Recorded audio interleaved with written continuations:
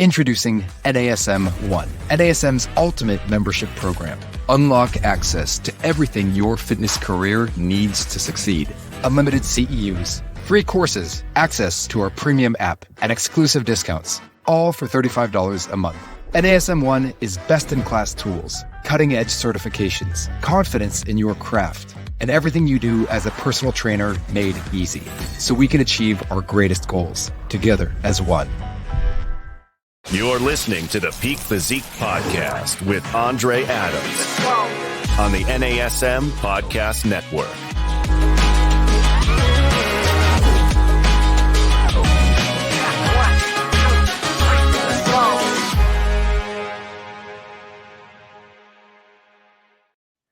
What's up, guys? Welcome back to the Peak Physique Podcast. I'm your host, Andre Adams, NASM Master Trainer and IFBB Physique Olympian. I am joined today by one of my very best friends in the sport. I call her the Bikini Goat, three-time Miss Olympia, Miss Ashley Kaltwasser. Welcome to the show, Ashley. Hi there. Thank you so much for having me. It's so good to see you again. Yes. Really excited for this podcast. Thanks for joining us. You know, you got to experience some of the development of the PBC course. You and I did some modeling. We did some, exercise demos and a lot of that fun stuff. So you got to see a bit of the behind the scenes and all that action. So it's been a pleasure to have you as part of this team. And it's only fitting that we kind of cap off an amazing competition season and talk about how to bake those bikini glutes. I don't know if you saw the title for today's episode, but it's baking those bikini glutes with Glute and the Beast. Yes, I love that. Very clever. It is. And you know what? Shout out to Tony Ambler-Wright for the Glute and the Beast. You recall last year we did the Legion Sports Festival, right? We did our live booty boot camp or glute workshop, which was a blast. So here we are back again. And I know we get these questions quite often. I'm sure you get them all the time, Ashley, on how to build that upper shelf for bikini glutes and really any division, right? Doesn't matter if you're really wellness or figure or anything. We all need good glutes on stage. Absolutely. Even people that don't compete, everyone could use a good set of glutes. That's right. For everything, right? From posture to for life. Just for life. I mean, it's comfy to sit on. So there you go. Absolutely. All right. Well, Ashley, let's introduce you to our NASM audience. For those of you that are new or just started following, the sport of bodybuilding, Ashley, let's give them some quick career highlights. Let's start obviously with the Olympias, and I want to hear, your Arnold Classic victories. You've got some here in the States, Columbus, Ohio. You've got some international, and then you have one very important distinction that I think the number is 43 this year. That's an important number. So give them a quick highlight of your accolades. Yeah, so I have won the Bikini Olympia 3 times. I won the Arnold Classic twice, and I have won 43 pro bikini titles so far. So, yeah, it's been a pretty good run. But, all those are cool and everything. But I think the coolest is that one time that we got to do a glute seminar together a year ago. That probably exceeds all the titles, being a co glute with you. Yes, Glute and the Beast. And you know what? We put those glutes to work. We were just laughing about this earlier. I think on peak week, actually, for your Japan Pro win, right? You had some back-to-back wins. We swept up the wellness division. You swept up the bikini division in Hawaii. And then like 2 days later, we're like, hey, it's Ashley's birthday. Let's take Becca and Adam and Kimber with us and go on an e-bike tour, which was supposed to be a UTV tour. And it was a little muddy. So definitely been a blast though, Ashley. Let's talk about, if we think back to the beginning, the early days. I think I saw this was your 10th consecutive Olympia or 10th Olympia, we'll say. What has changed and evolved in the sport from, we can talk about the posing, we can talk about the criteria for judging.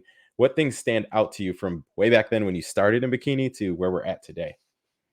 Goodness, everything has evolved since then. We're talking about conditioning, muscle, posing, suits, hair, tan. Everything has just evolved. And it's so crazy to look back 10 years ago the physique that was winning. And now I look at what's winning these days. And to be quite honest with you, my winning physique 10 years ago probably wouldn't even get me a pro card these days. So I think it's a big, it's quite noticeable how much more competitive the whole bikini division has gotten. And I think that's due to a lot of things, just the usual evolution of the sport in general, which happens to every division, but also the competition pool gets deeper and deeper every year. So whereas, when I was competing in the Olympia, you might have a few girls, a handful of girls that were like from overseas. And now, from what I remember, it's about 50-50, like 50% American, and then the rest are from overseas. So as the IFBB has expanded, we're getting into those countries that maybe didn't have shows before. So just by that alone creates more competition, and there's more shows going on every single weekend. It seems like once the season gets started, more opportunities for girls to win pro cards, qualify for Olympia. Last year, I believe there was 50 bikini competitors, whereas in 2013, probably 22. So yeah, it's been a wild ride, and it's only getting tougher and tougher every year. It is. And you know what? That's a testament also to your longevity, Ashley, is not only being, I don't want to say participating in that, but being at the top of the sport and trying to stay ahead of that curve with all the additional competition. And I think that that consistency and constantly pushing yourself to come back each year and, bring a better package, I think that's what helps sets you apart and gives you that bikini goat title is, you've got the Olympias, you've got the Arnold wins, but you've got the longevity and the consistency behind that, which is really difficult to do without burning out. So kudos to you. In fact, we should probably share with them what's our motto. We've kind of got a 1-2 punch. I say ain't done yet, and you say I'm just getting started. we're just getting started. So I love it. That's the same, infinite mindset and continuous improvement mindset. Speaking of evolution in bikini, how has your training evolved when we think specific to glute training? We can talk about exercise selection, maybe some volume and frequency. What are the most significant changes from 10 years ago to now for your glute training? Honestly, I would say not a whole lot has changed with the training, other than I just got stronger and I can handle more things. I can handle more volume, more weight, more reps. But nothing has drastically changed from when I started training for bikini till now. Honestly, a lot of it is just muscle maturity. It takes a while to accumulate that muscle. So it's definitely not a quick journey, that's for sure. And I think that's important for girls to hear as well. The physique I have is over 10 years in the making, right? And that's before we're even talking about my track career previously. So it's not something that you can just be like, yeah, I'm training for my first bikini show this year and then expect okay, I'm going to train for my bikini show. I'm going to win my bikini show. I'm going to get my pro card. I'm going to go to Olympia. I'm going to win the Olympia. It usually doesn't happen in the span of a year, because we all have flaws. And, like I mentioned, the competition gets tougher every year. So there isn't really room for those gaps at the top. So yeah, it just, I would say just a time, an effort put into the gym, but nothing drastically has changed with the training. Yeah, and that's interesting for me to hear because I've been very similar with my training, and it's easier definitely to maintain it once you've built that foundation, you've got the mature muscles, and you've got the right amount of density, and then you're just refining at that point, right? Maybe you get a little bit more advanced with your training split to isolate specific muscle groups and things like this. But definitely something that I want to dive in a little deeper as we work our way through this podcast. One thing I'll share with the audience too, for you guys that are maybe a little bit newer to glute training and glute anatomy and function, I like to break them apart, right? When we're talking about the glute minimus, medius, and then maximus and their different functions, but, kind of high level, especially the glute max, it's going to be more responsible for concentrically accelerating hip extension, hip abduction, and then lateral or external rotation of the hip. And then eccentrically decelerating the opposite motions, right? So hip flexion, adduction, and things like this. So start with that when you're starting to program and write out your exercises, whether it's for yourself or for your clients. Think about those core functions of what the glute is actually doing. So now that we've kind of got that out of the way, let's talk about why else can glute training be important. So it's not just for the physique athlete. It could be, you mentioned something a moment ago, running track back in the day, right? When you're running track, I'm pretty sure those glutes are important to generate that power and speed. How did you train back then, by the way, Ashley? Did you do glute specific movements, or was it more just like sprinting and things like that?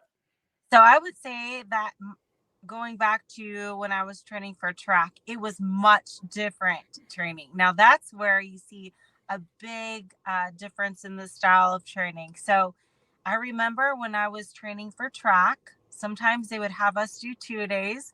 In college, you have no choice. You got to do what they say. You're definitely not on your own time, that's for sure, which is why training now feels so nice because I can pick and choose when I want to train, what I want to train in the morning, in the afternoon, frequency, all that. But anyway, I would say like one of the biggest differences is the amount of plyos we did versus like time in the weight room. So I would say most of the time was spent on the track doing drills, doing 400-meter repeats, things like that. And I believe we would have like one or two sometimes days for gym, and it wasn't even like a full session, it was like maybe 45 minutes as part of a bigger workout. But I remember the type of movements that we used to do.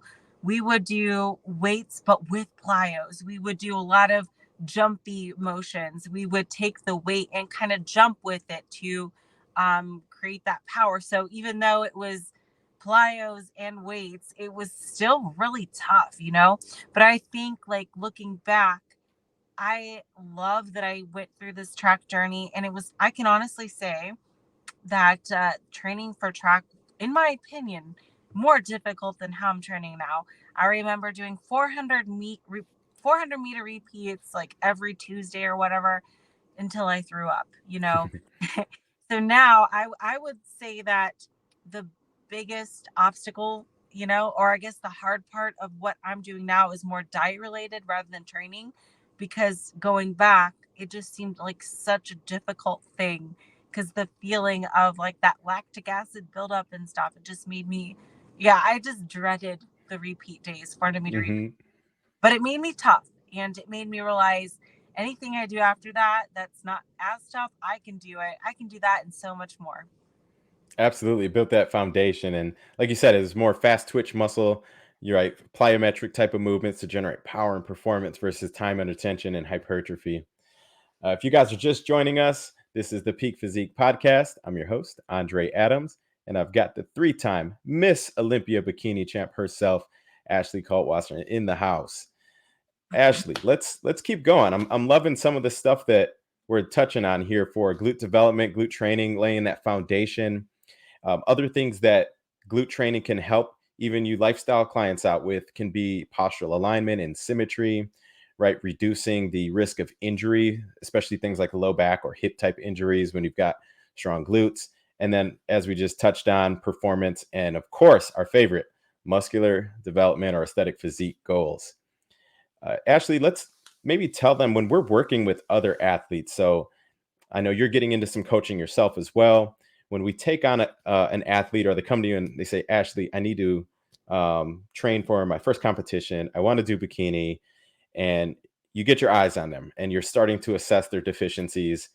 How does your mind work through? What kind of assessments do you go through? And I'll share what I do on my end as well. Sure. So first I have to take a look at how much experience do they have with lifting or athletics? Are we starting from scratch here, or is this an advanced athlete that, maybe wants to refine a little bit? See, I'm using your words here. So I would say, like, what level are they at? Can they handle more than one day of glute training? Is this something they're used to?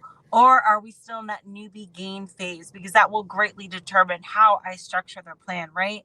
Because the great thing about newbie gains is it's kind of like a great opportunity to grow, and probably more growth you'll get in the newbie gain phase than than any, some would argue. So just kind of seeing their background and how they've been training previously, if at all, is very helpful so that I can determine what kind of workouts can this person handle, because you don't want to overdo it with the workouts where they can't finish, they become discouraged, versus you don't want to make it too easy for them either, because you want them to keep interested, you want to challenge them.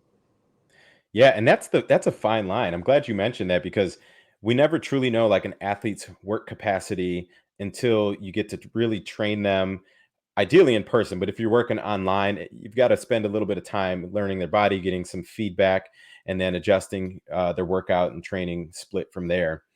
I think some of the other things I would do, when we're just taking someone on, to your point, kind of background for me, health history questionnaire, things like this. And then when I'm assessing them, I'll do a needs analysis from an aesthetic physique standpoint. Maybe I'll take a picture of Ashley and maybe I'll take a picture of this client and put them side by side and say, okay, we know that we've got, a Miss Olympia champ for this division. And here's what the judges are looking for. And we've got somebody who maybe has a good base, but maybe they're incomplete, right? Maybe they're missing some shoulders or some upper glutes, hamstring tie-ins, things like this. So I start with that needs analysis. And then, me, I love my evidence-based stuff. So I'll even throw them on the in-body. We're going to literally measure how much skeletal muscle they have in the upper, the lower, left to right, check their symmetry and balance and all these things. Another thing that I think a lot of people skip over in the gym, if you're fortunate enough to actually work with your clients in the gym, is the strength and symmetry assessments.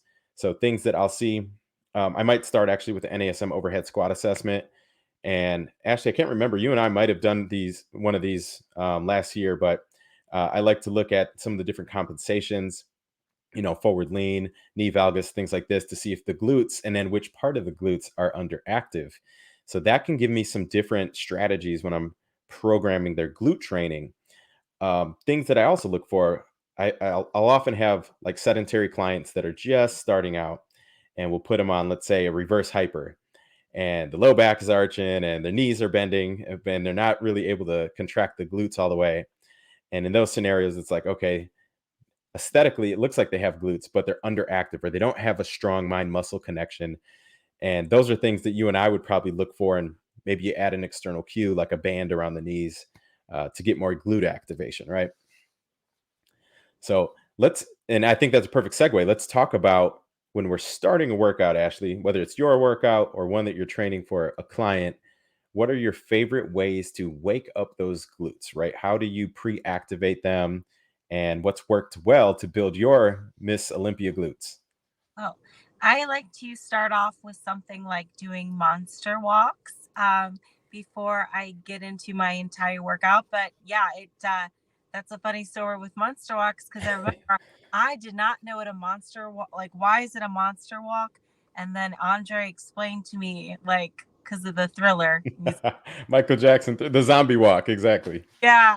So anyway, I put that band around my knees and just kind of walk it through, do my little monster walks. But I really do feel like that wakes up the muscle, helps me engage, and especially like that mind to muscle connection. It kind of gets me in the zone. So from a mental standpoint too, we're often distracted by many things. Maybe I just got done writing an email or doing whatever. And it's nice to kind of get into the zone so I can, like, okay, we're training now. This is the muscle I'm supposed to be working. So from a mental standpoint, it kind of gets me like mentally prepared for the workout at hand, so that I'm not like distracted or still thinking about the last Instagram post I saw. Exactly. It is hard to flip that switch sometimes. And here's the other thing, a lot of people don't think about, what are we doing right now, right? We're sitting on our glutes. And what's the same principle that happens when we're foam rolling a muscle? We're applying pressure for a period of time and ultimately relaxing or putting it to sleep. So we've literally been foam rolling our glutes, right, for the last hour or however long we've been sitting. And I think that activation helps stimulate the blood flow. To your point, it gets you primed up both mentally and physically to be able to attack that specific muscle group.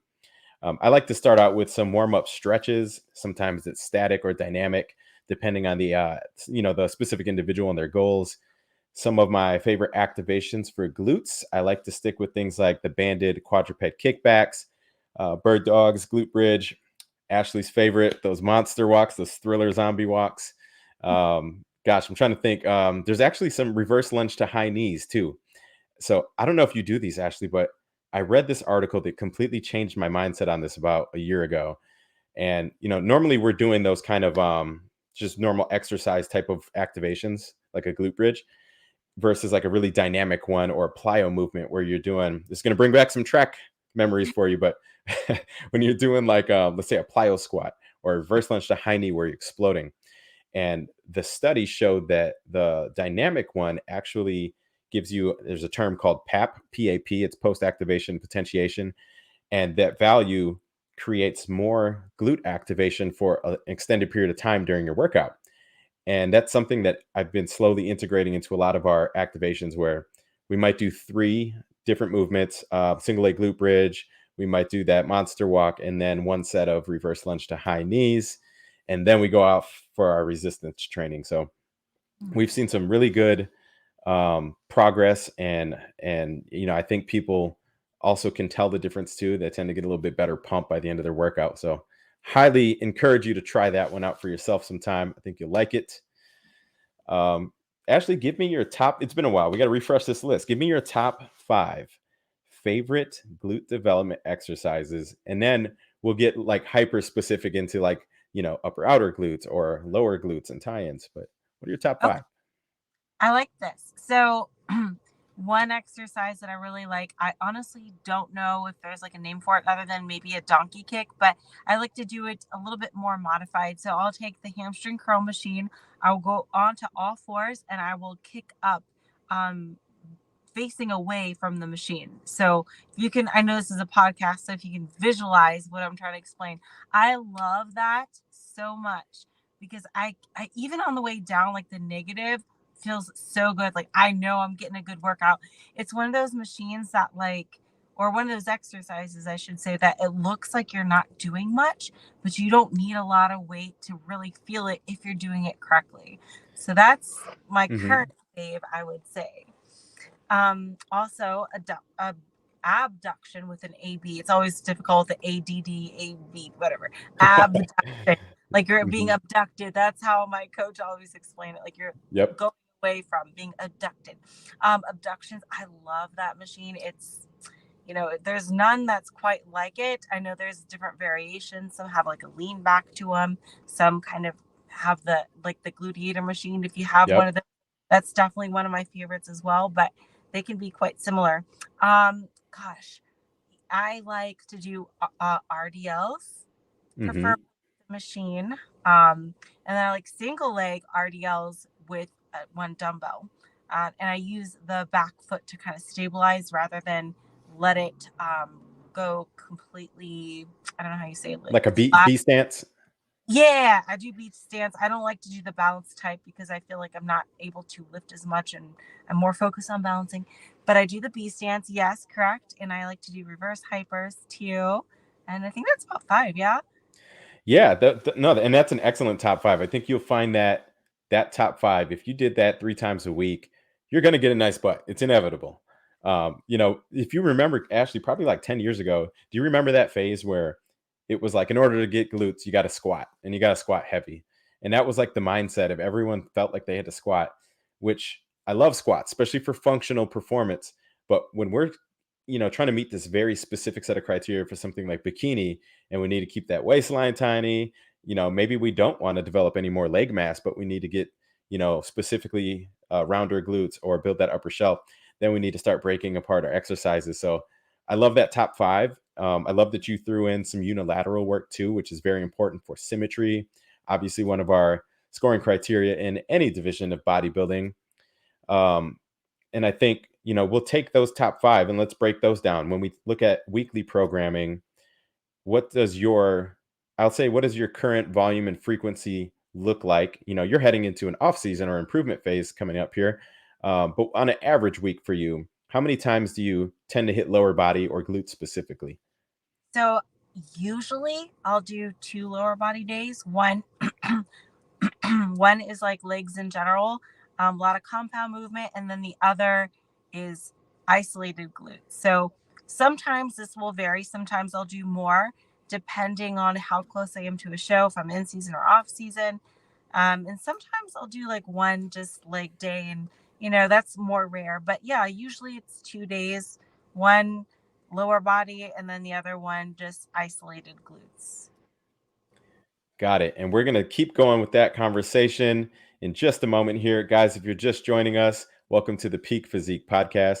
I'm your host, Andre Adams, with my good friend, Ashley Kaltwasser, Miss Bikini Olympia 3 times. And we are breaking down some of our favorite glute exercises and acute variables like our volumes, frequencies, timing. Ashley, I'm going to talk about training intensity too, and something we call the SRA curve and how that can impact it, right?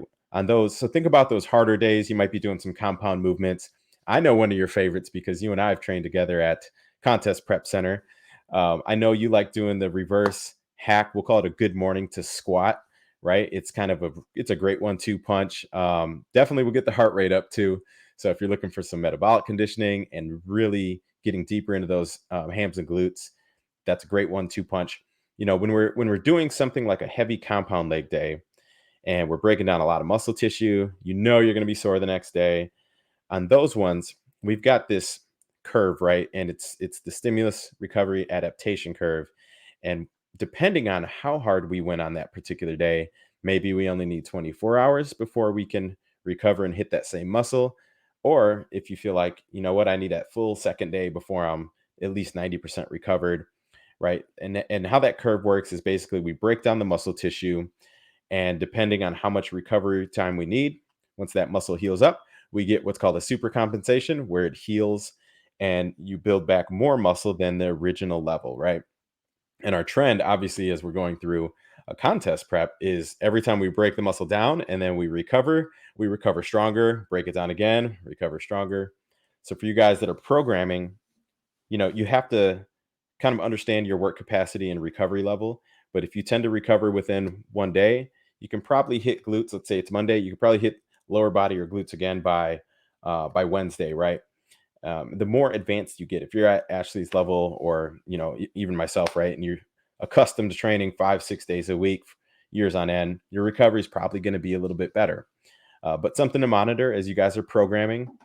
The other thing, and I'll ask you if this is something you incorporate too, Ashley. I like to mix in what we call undulating periodization. It's a big fancy way of saying we're training with different variables on different days. So let's say week 1, I'm going to be training in what we call strength endurance. So I might be doing a little bit lighter weights for my stationary movements or my very supported movements. And then I might mix in some stabilization moves.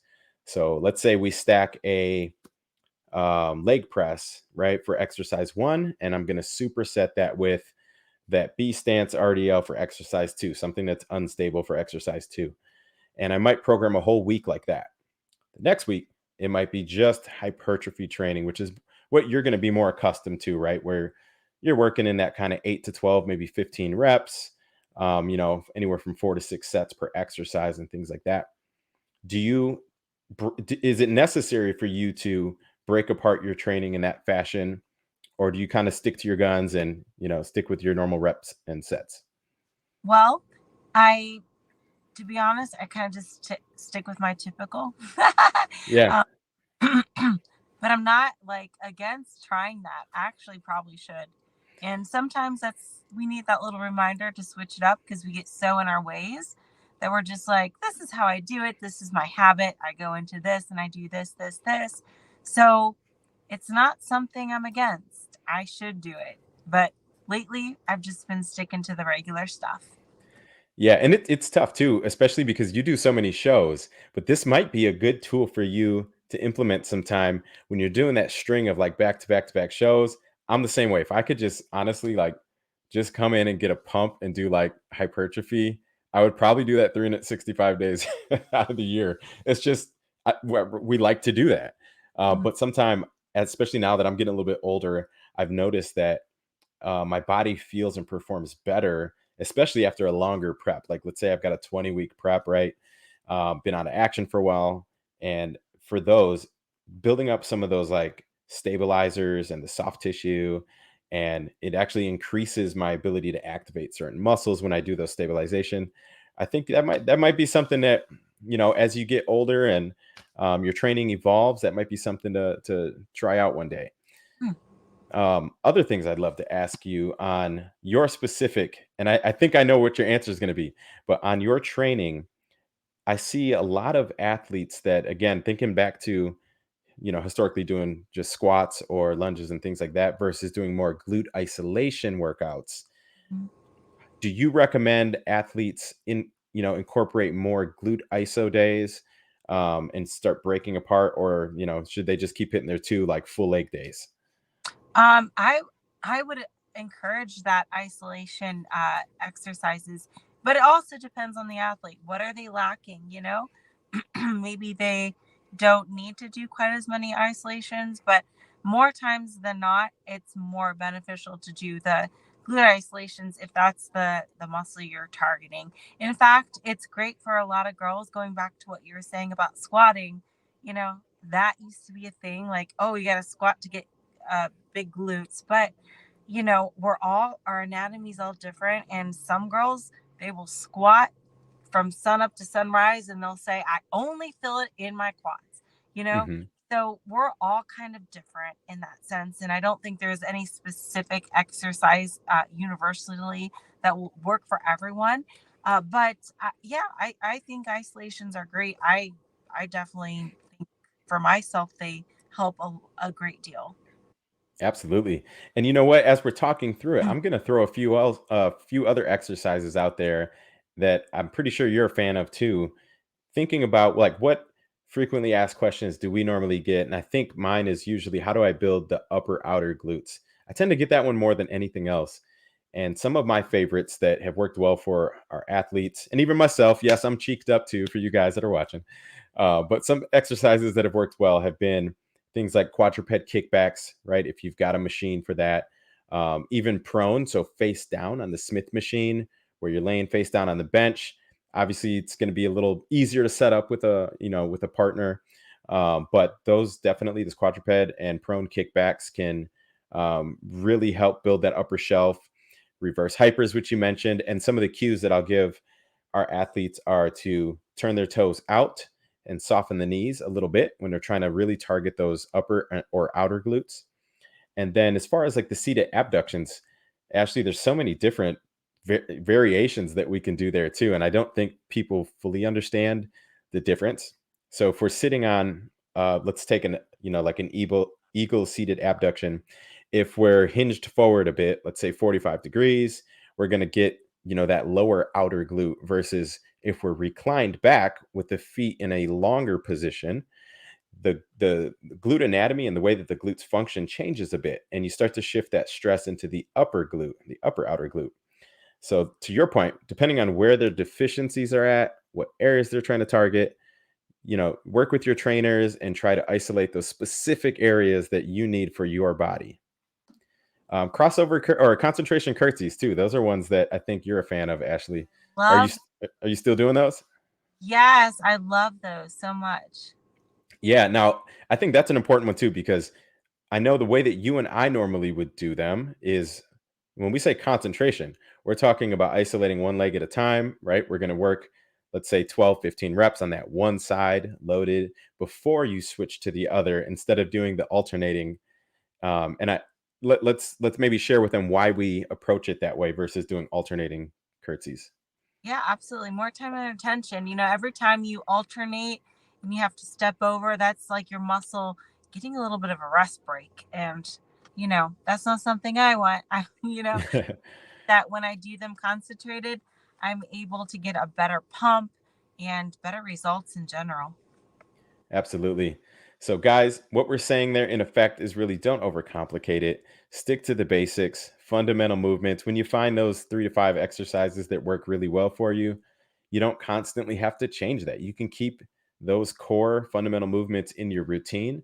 You can do things like progressive overloading. We just talked about undulating periodization and things like that that will help keep you in those exercises for longer without plateauing. A few other things we're going to leave them with today, Ashley, is one thing that I've always appreciated anytime we chat or we get to do interviews is the mindset. And I want to talk about two things. One is we're going to share a few intrinsic cues on the posing. So when we think about bikini, especially, our front and back pose, what internal cues or things run through your mental checklist, toe position, are the knees soft or straight, hips, how far am I bending over?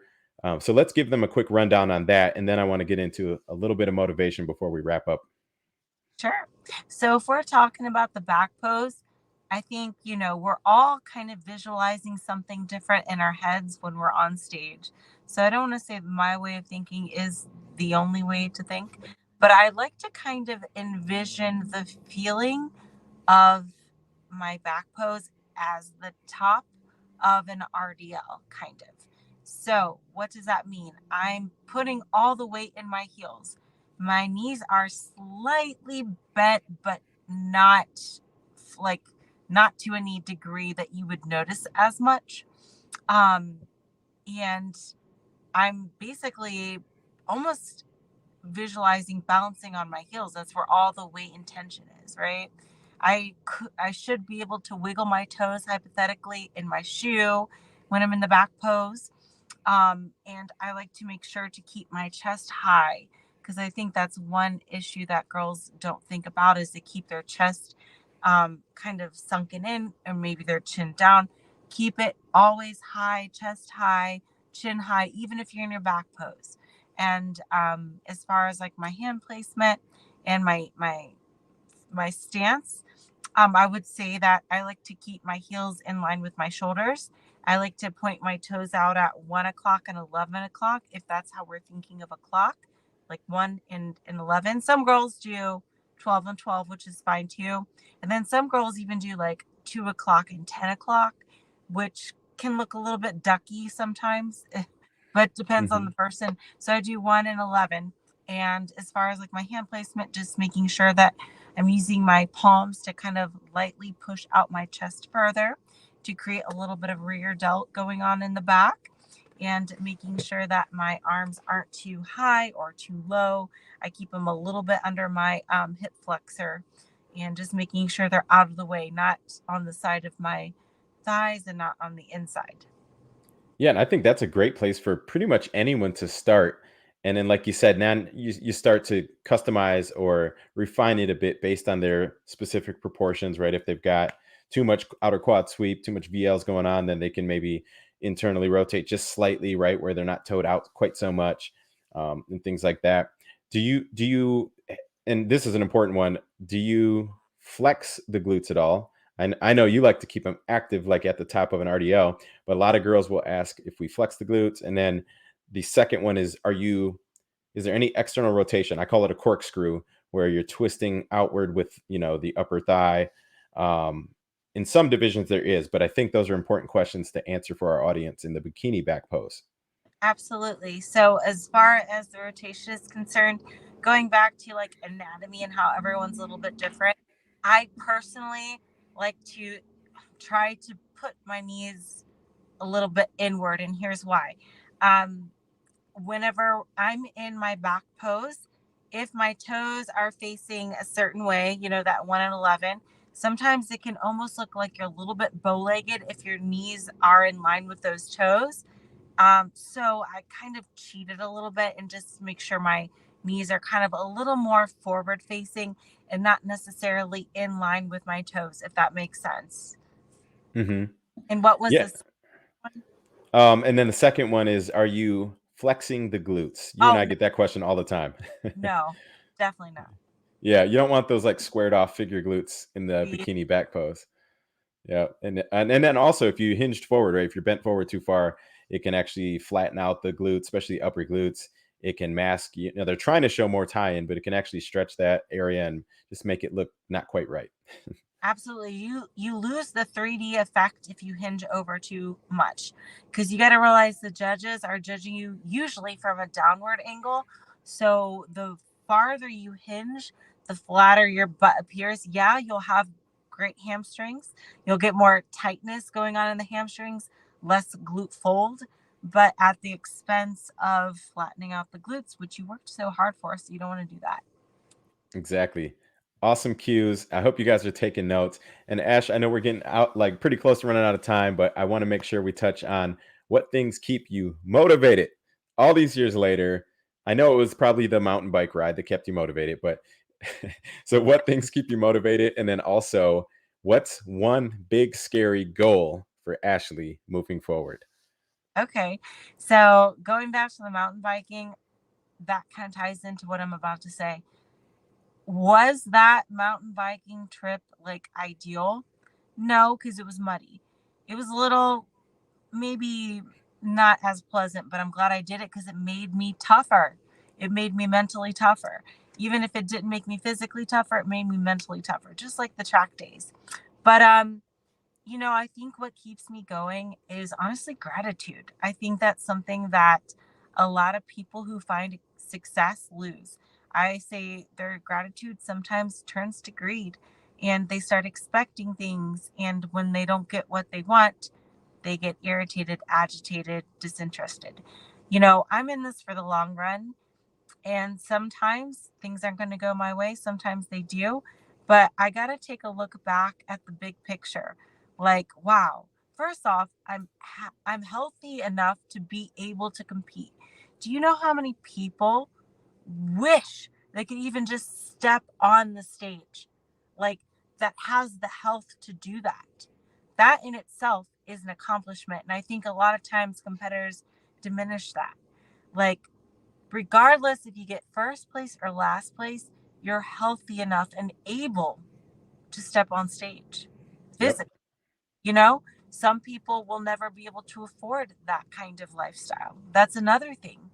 And I realize I'm in a very unique, I have a very unique opportunity to compete and have fun with it. My body's holding up nicely. I'm able to travel the world and go wherever I want to compete. It's like a great thing. And I think sometimes, like I said, people who find success just then get greedy. And I promised myself I would never do that. I'll never forget my first sponsorship, and it was only free tans. That was it. I had an offer for just free tans.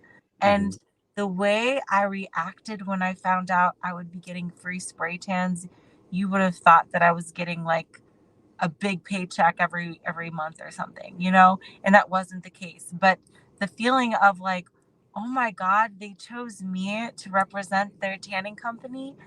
And Hmm. I'm a girl from Akron, Ohio. I never thought I'd be able to make it this far, but I just keep surprising myself and I just keep the gratitude. So even when things don't go my way, I try to look at it from a zoomed out perspective. Like, you know what? Maybe this show didn't go the way I would have wanted it to. However, look at everything that I've accomplished so far. Everything now is just icing on the cake.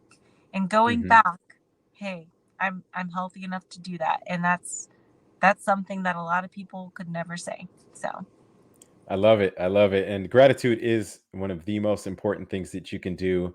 And I think, like you said, a lot of people are maybe in it for the wrong reasons. Maybe it's an external validation. Maybe it's coming from an insecurity that they need to fill. But when you have that gratitude and you have that infinite mindset, you're going to do successful things, right? It's pretty much inevitable that you're going to improve not only your physique, but ultimately your lifestyle. And Ashley, let's leave them with your big scary goal. What is your big scary goal for 2024? I want to hear it.